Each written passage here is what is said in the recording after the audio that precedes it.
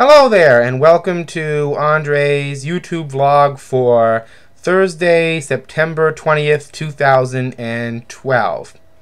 Well, we've only got 2 more days left till the autumnal equinox here, the end of summer. And so far it's been a rainy end of that summer, but I'm not here to talk about weather or summer or anything like that. Last week, I saw a movie that I rented on Netflix that I had been told by my father had, upon its release in 1956, caused a great deal of controversy with British teenagers and was causing riots, and was actually banned by the BBC, if I understand it. That's in England. And the movie was Rock Around the Clock. As far as I know, it is the first rock and roll movie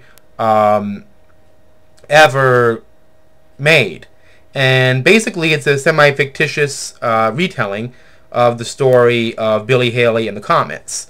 The story basically revolves around 2 booking agents who were involved in a club who are playing swing music, but that's now become gay. And they actually are playing witness to an act called Billy Haley and the Comets, who are, of course, playing rockabilly, rock and roll. Seems very exciting. And they want to sign these people. So they go to this small rural town where every Saturday night teenagers are going to see this group. And they're also going to see a lot of other people. The Platters are in it. And a band led by, I believe his name is Teddy Martinez, and who's a Latin group, and trying to sign all of this. But there's a record label owner who is very opportunistic and female, and one of the dancers dancing to Billy Haley's music also wants to know how much creative control they're going to get when they're signed. And of course the movie plays this out. Alan Freed makes a guest appearance, and after watching it, it was a very entertaining movie with great performances by everybody involved. But it sort of helped me understand the music culture of that particular era quite well.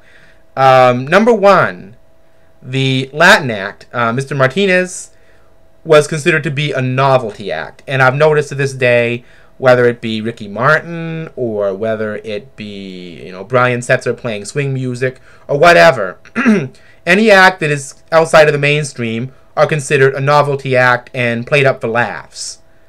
With the exception, maybe, of Peter Gabriel's promotion of Yusa Nadora in the 80s. And that's about it. And not only that, but this portrayed a woman, a high position of power, and she was doing to people who were being signed by her company what a lot of male owners do, being very manipulative and conniving and financially oriented. And the idea in the movie was very 1950s, if you get married to the right man, you won't feel the need to manipulate people. And she doesn't want to. She wants to hold on to that power. And that's not the 1950s woman. That would be the modern woman who could have all the rights and make all the mistakes that a man could have in the past. And, of course, another important thing to understand about the movie is the issue of creative control mentioned by another female character. They're not concerned about getting signed so much, but they want to know how much money they're going to be getting, royalties, and all of that. Now, these are very radical ideas for the time. Usually an act would just get signed, they'd go out and tour, they'd have a hit record, have a lot of fun, and when the money dried out, they were finished. That's how it worked. And if they said, we want more control, the record company would commonly say to them, well, we have your name on a contract, we own you, lock, stock, and barrel, all your stuff, all your money, bye-bye. So this movie had several points that were controversial. One, the idea of a female businesswoman who was taking charge and being maniacally corporate, which was kind of an overtone of, I suppose, early women's rights and feminism involved in there. In 1956, by the way, I should add. Second, the idea of foreign acts like Latin groups being thought of as novelty performers, something that still continues to this day. And they mentioned it almost shamefully, I should add. And 3, the idea of artists taking creative control for themselves. And that helped me to understand why that movie was so controversial. And interestingly enough, a lot of what I saw in Rock Around the Clock parallels what I see in the music business today.